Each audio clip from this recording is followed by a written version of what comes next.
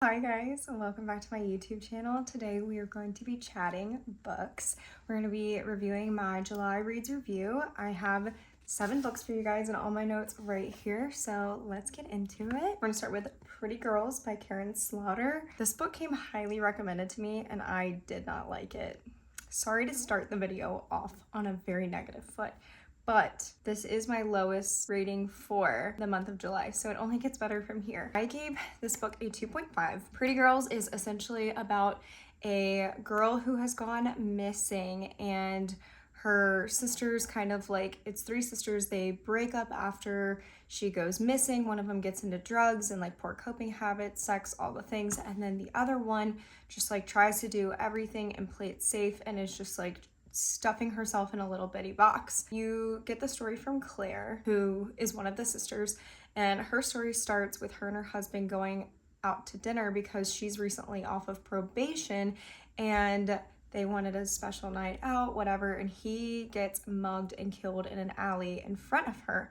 So not only does she have this past trauma of her sister's been missing for years, they don't know what happened to her, where her body went, nothing like that, but now she's just watched her husband be murdered in front of her. So then Claire is going through her home and ends up finding some pretty graphic videos, and she takes them to the police, and the police think that it's fake, are made up by the internet, AI generated essentially, but they're girls being brutally tortured, murdered, and then raped. This book is not for the faint of heart. It is a disturbing book, not only because you get the actual murder as it's happening and you're seeing the videos through Claire as she's watching the videos that she's finding in her home from her husband who she just watched die in front of her. It's incredibly explicit and disturbing and descriptive and gory. This is a Saw movie in a book. Half of the book I feel was incredibly unnecessary because of how much descriptiveness went into the murder and rape scenes that you're reading about in this book. I was not a fan. I thought about this book entirely too much after I finished it because it haunted me. It actually was one of those things when you hear a terrible story and it sticks with you for a long time because you're how could something like that happen? I'm how did I sit here and read something like that? I don't know. Was not my favorite, but Claire now has to work through are these actual real videos? Why does my husband have them? Is this him in the video? So she's grappling all of that, and then her sister and her, who have been estranged since the 3rd sister went missing, they end up coming together and trying to figure all of this out, and it's got some good twists and turns. I don't think the story itself is bad. I just could not stand how gory and descriptive it was, and it was a haunting book. It really was. I'm not gonna say anything else about it because I really just did not enjoy it and how it made me feel or anything. On a more positive note, the next book we're gonna chat about is The Invisible Life of Addie Larue. I really loved this book. I gave it a 5 out of 5. It was a beautiful story of this young girl, and I think the early 1500s, and she's basically getting wedded off in a forced marriage, and she learns from one of the old gypsy witchy neighbor ladies, tells her not to pray to the gods at night, only to pray to the gods at day. So she's praying and praying and praying, and she's I don't want to get married, please don't make me follow through with this is gonna ruin my life, this is not what I want, those kind of things. So it starts there, and then she goes to the woods on the day of her wedding, and she is just praying and praying and praying still. She doesn't realize that the sun has set and it is now nighttime. So much time has passed. She's a heap of emotions. She does not want to be married, all of these things. Well, a god answers her, and she does not want to be his property, essentially. So she makes a deal with this god, and he gives her not immortality, but it is a deal that whenever you're tired or ready to be done with this deal, you just tell me and I'll take your soul. So she traded her soul with this devil to escape. In consequence, he twisted her words, and now she is invisible to everybody. So she can go into a room and meet and chat and talk with somebody, and it doesn't matter how long, if it's 5 minutes or 5 hours. But the second that they walk through a door or they turn away and put some sort of space in between them, they don't remember her. So nobody ever remembers Addie Larue. She goes into a bookstore and she gets this book and she tries to steal it because that is how she has learned to survive, because nobody remembers her, so she can't get a job. She doesn't have any money, and she just kind of has to like sneak her way into things and just be forgotten about. Well, the boy remembers her coming into the store after she tried to steal a book. And he was like, what is your issue? And she doesn't understand why this boy remembers her and everybody else doesn't. That happening, but also you're like learning of all of the adventures that she's had and all of the things that she's gotten to do over the span of 300 years. So she's been alive for 300 years. And the love story between her and this boy that she ends up meeting that actually remembers her is so beautiful. The way that the book ended was so witty, and I absolutely loved it. And like, shout out Addie at the end, because she has learned so much and so many lessons from this god who comes in and checks on her every single year to say, are you ready to give me your soul? Are you ready to end this deal? It is an expansive time frame because you do get bits and pieces of different time periods and things happening during 300 years of Addie LaRue's life. It does have that touch of fantasy because you have the god in there who is like making deals with people, has this almost like magic-esque to him, and then you kind of get a magic-esque with Addie and some of the things that she learns and loopholes and tricks and things that she can do with the curse or the gift or whatever you want to call it that she's been given by this demon guy, god guy, whatever he is.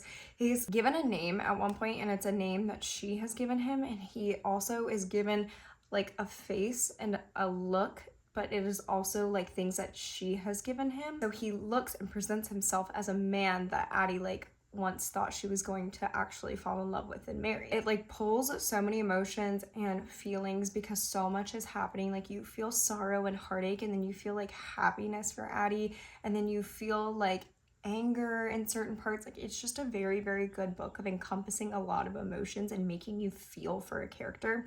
I really loved it. The story kept me engaged, and I really couldn't put it down, and I was sad to finish it, but I was also so excited to finish it. Oh, and then part of the curse, since she's invisible to everybody and nobody remembers her, nobody knows her name either, and part of the curse is she can't say her name. So when this man in the bookstore remembers her and then is like, what is your name? And she's actually able to tell him her name, she is like, wait, why can't I do that? And then she wants to figure out the mystery of why he remembers her and nobody else does, and also why she can tell him her name. Everything that she does and touches and like is a part of disappears too. So if she like tries to write her name down, it won't stay. And if she like breaks something, or if she does something that would cause like damage or hurt or something to like a physical object, it like repairs itself. So she like can't leave a permanent mark on the world. I really enjoyed it, and I have recommended it to multiple people, so I'm recommending it to you too now. The next book we're gonna chat about is The Things We Leave Unfinished by Rebecca Yarros. I actually got into Rebecca Yarros because of Iron Flame, Fourth Wing, Onyx Storm, her fantasy books. And I didn't really realize that she actually wrote romance novels before then. So this is my first one by her, and I gave it a 5 out of 5. I really, really, really loved this book. It is a dual like timeline book, and you have, hang on, let me just like get my names together. So you have Georgia and Noah, which is like present day characters. And then you have Scarlett and, what was the other guy's name? Pause. Jameson. So you have Scarlett and Jameson and their love story in the past. Scarlett is a renowned author, and she is known for writing absolutely beautiful love stories, and her love stories and stuff like are everywhere. Everybody knows her, loves her, whatnot. So Noah, one of the people that I talked about that is happening in present day, he's like a huge fan of her work, and she has passed, and he wants to be the one to finish her story. And Georgia is Scarlett's granddaughter or great-granddaughter, I can't remember. Sorry. She has the manuscript, and she has all of the letters and all of the correspondence and everything that happened between Scarlett and Jameson, which is where the manuscript is based off of. It is a manuscript of like their actual love story that happened during like World War II era. And Jameson was a pilot during the war, and Scarlett was like also involved in the war until they got married and she got pregnant, and then she ended up having to stay at home with their child. So she was like ultimately taken away from the war efforts during the book, but it talks about how much they have to overcome because of the life that they're living within World War II. Like some of the heartache and the absolute sadness that came with being a couple in World War II and constantly thinking of, is my partner going to die? Like, is my person going to die every single day when they leave for work? So it is a dual love story, and Scarlett and Jameson's love story is absolutely beautiful. And you get to actually read the letters that are going back and forth between Scarlett and Jameson, and you're actively learning how they fall in love, like from the moment that they meet to how the story ends, essentially. And it was absolutely beautiful, gorgeous, gorgeous story. Georgia and Noah, their love story is like unfolding in front of our eyes too, and theirs is a little bit more guarded and raw, and the emotions are a little bit more high stake because Georgia feels so protective over her grandmother because she basically raised her. Her mother was in and out of her life, not really a great mom, you know, a lot of trauma, a lot of childhood trauma there. So she really, really cares that the story is done right and it gives them that justice and the ending that they deserved. And she feels very passionately about this manuscript, and she's very guarded with the information and stuff, and she's very reserved about like letting Noah keep things and take things and whatnot. So she doesn't make it very easy for him. But Noah, during all of this, is like actively falling for Georgia, and he doesn't know what to do because this woman grinds his gears, but also is like beautiful and brilliant and ends up loving her. So you get these two beautiful love stories that are so different and built on very different foundations, but they're actually very beautiful, beautiful stories. Shows the challenges of living through World War II and just like trying to live as normal of a life as you can, like getting married, having children, all the things while there's an entire war raging and you don't know if your significant other is going to come home at the end of the day. And they're separated for long periods of time because of like postal changes and different things like that too. Constance is actually Scarlett's sister, and she does not get as big of a light in this story as I feel like she should. She is such a beautiful, well done character, but I just wanted so much more of her. Constance is a deep-rooted and genuinely loving sister. Those two had a bond so deep and so real and raw. It was beautifully done. I just wish we had more of Constance. The love between those sisters is also kind of a love story on its own of how amazing like sisterhood and family can be and how beautiful that story in its own can be as well. I really loved Constance at the end of the book. The way that the whole book wrapped up and how Constance fit like the last piece of the puzzle in this book was absolutely beautifully done, and I'm not going to spoil the ending for you, but the way that it was all wrapped up and tied up with a bow was chef's kiss. I would 100% recommend this book again because it was so good. The ending was so good. Trust me on that one. The next book we're going to chat about is Dead Weight by Erik Larson. Gave it a 4 out of 5. I accidentally stumbled across this book because of TikTok. So I went down a rabbit hole on TikTok a couple weeks ago about the Titanic, which led me to learning that the Titanic isn't even the biggest maritime accident that's ever happened, like in history. So then it led me into learning about the Lusitania and then the Gustav ship as well. And this story talks about the Lusitania specifically, and I did also read a story about Gustav as well, but that will be in my August review, so keep an eye out for that if you're interested in historical fiction about maritime accidents, because apparently that was a big thing for me this summer. Anyways, that was a long backstory. So like I said, this is a book about the sinking of the Lusitania, and the book was really well executed. I really enjoyed it. He basically like has you following these characters, and there's I think like 5 or 6 characters that you're kind of like learning bits and pieces through interaction, through dialogue, and like how they're responding to the things happening in the world, because this is World War II time frame. I think it's, hang on, let me actually double check that. It's not immediately in the book description, but I'm pretty sure it's World War II. You learn also about the German submarines and the captains of those submarines, and you get to know each of these characters into the events leading up to the Lusitania sinking.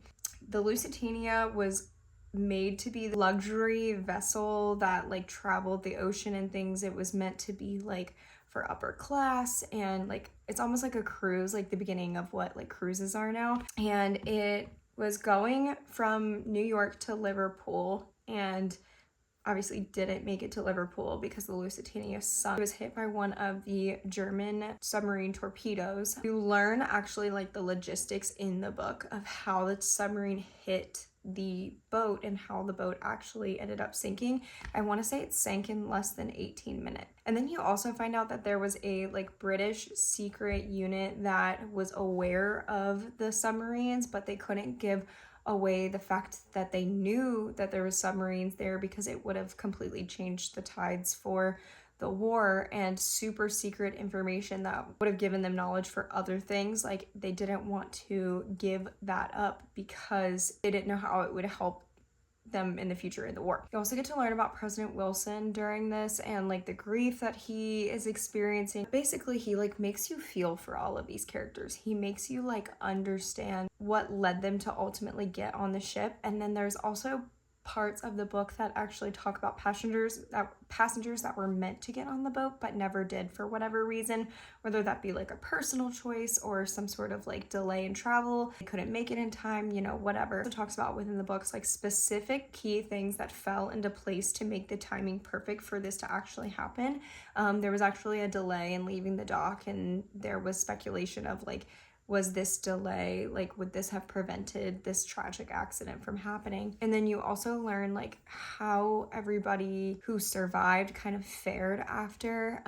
There is some talk of some darker things like suicide and just extreme grief and trauma. This is a very good historical fiction that is like done very well, but it is very raw and real, and it's like poking out a flesh wound. Like, doesn't feel good the entire time you're reading it, but it is such a good book. Oh, and also you do learn about the trial that they did after the ship sank to try to see if there was any faults on the captain and if he could be held responsible for the ship and all of the passengers that died in it. I want to say over 1,000 died. I cannot remember though. Just kidding, it's World War I. This book is set in 1915. Sorry. The next book we're going to chat about is Weyward by Emilia Hart. I almost said Emily. Emilia Hart. I gave this book a 3 out of 5. I wanted to like it more than I did. I think there were parts of the story that were absolutely beautiful and absolutely well done. So the story is set in 3 different time frames of 3 different women who are from the Weyward family, or like descendants, and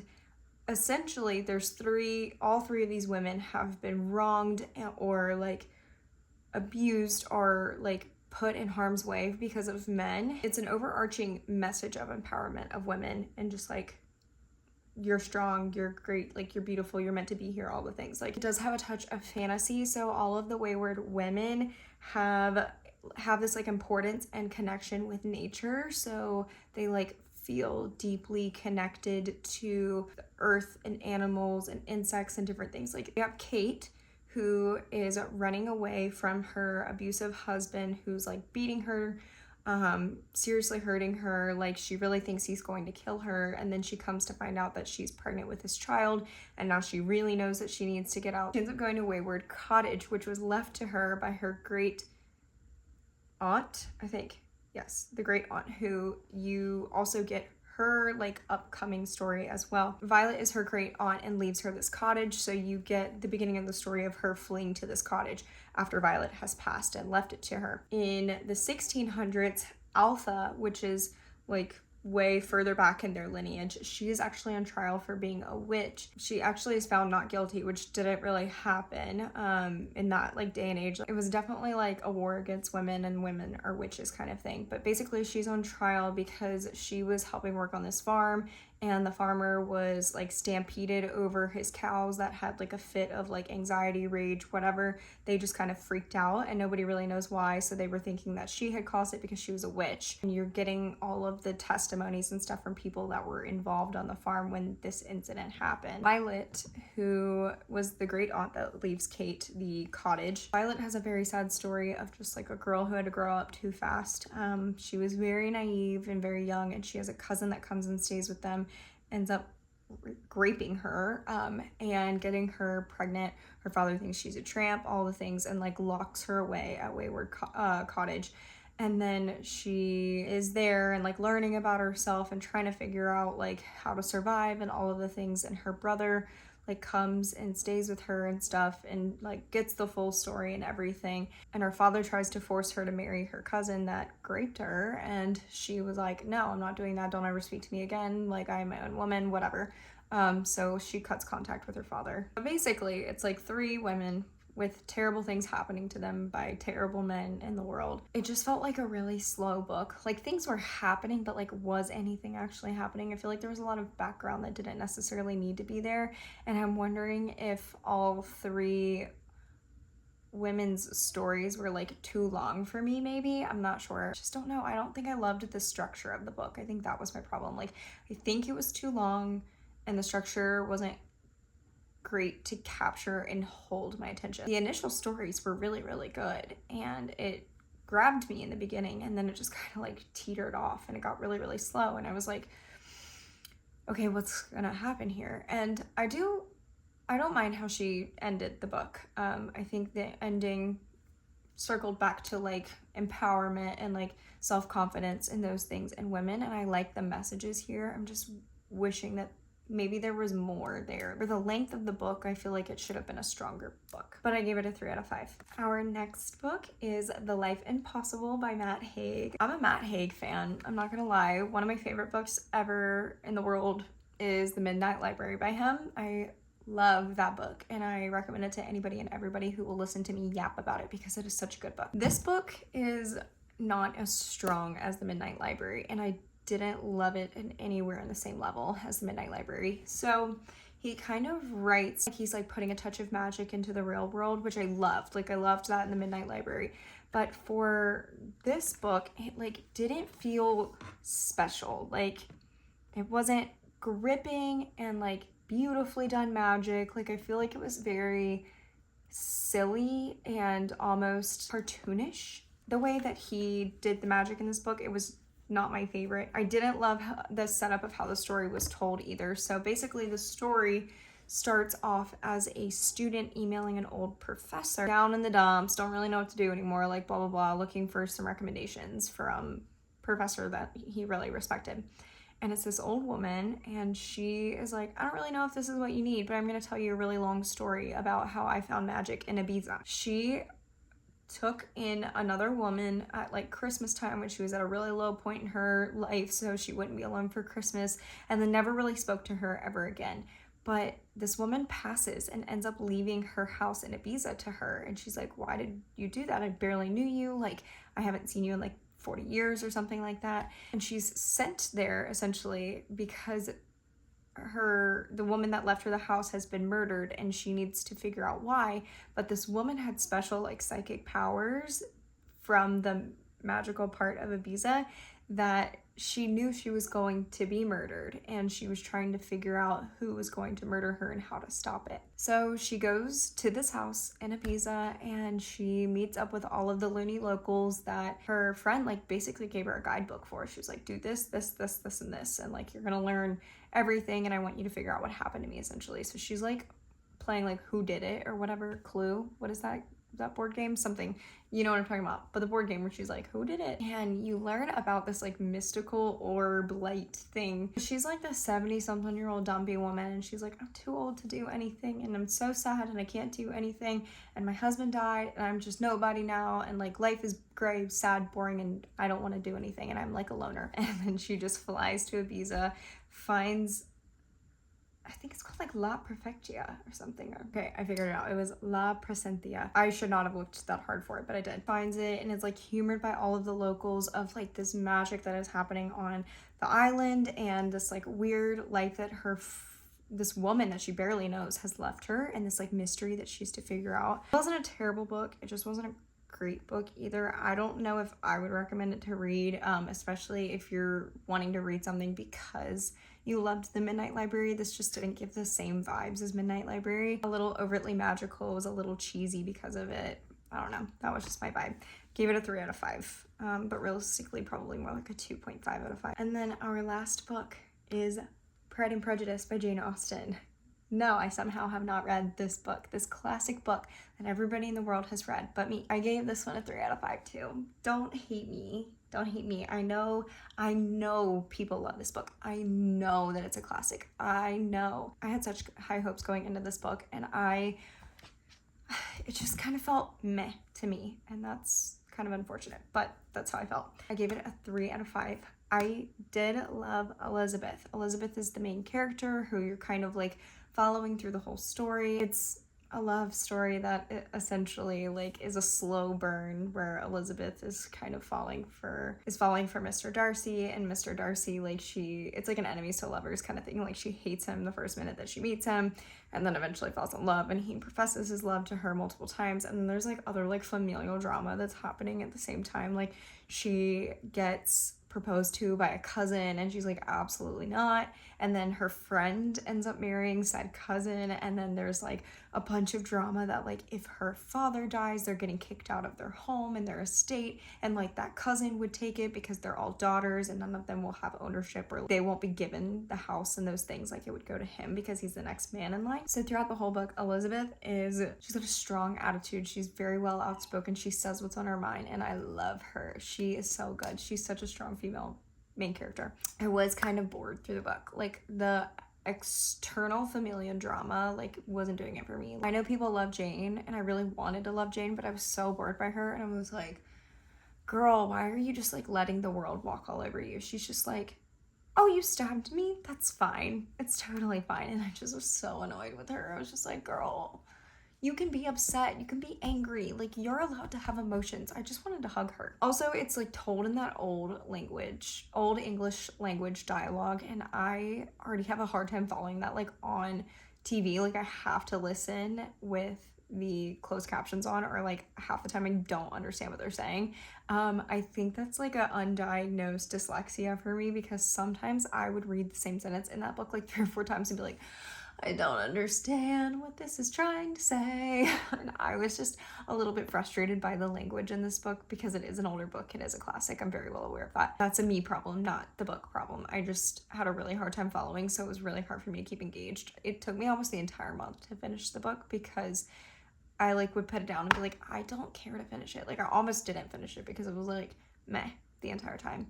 But I'm like, I know this is a classic. I know people love this book. Why can't I not get into this book? I did love how Mr. Darcy and Elizabeth's like romance ended up at the end. I loved that like pretty little bow on top, and you know, enemies to lovers, like crashing love at the end. I loved it. It was beautiful. Take a shot for every time I said love. I don't know. Maybe it's over my reading level though. Maybe I'm just undiagnosed dyslexic. I'm not sure, but I just kind of got lost in it a couple times, kind of couldn't follow parts of the story at different times too. I wonder if I'd like the movie more. I don't know. That is my July Reads Review wrap up. I hope you guys really enjoyed this video. So if you liked this video, subscribe so we can hang out again. I have so many more goodies coming in the future. Thanks for watching. Thanks for hanging out. Bye.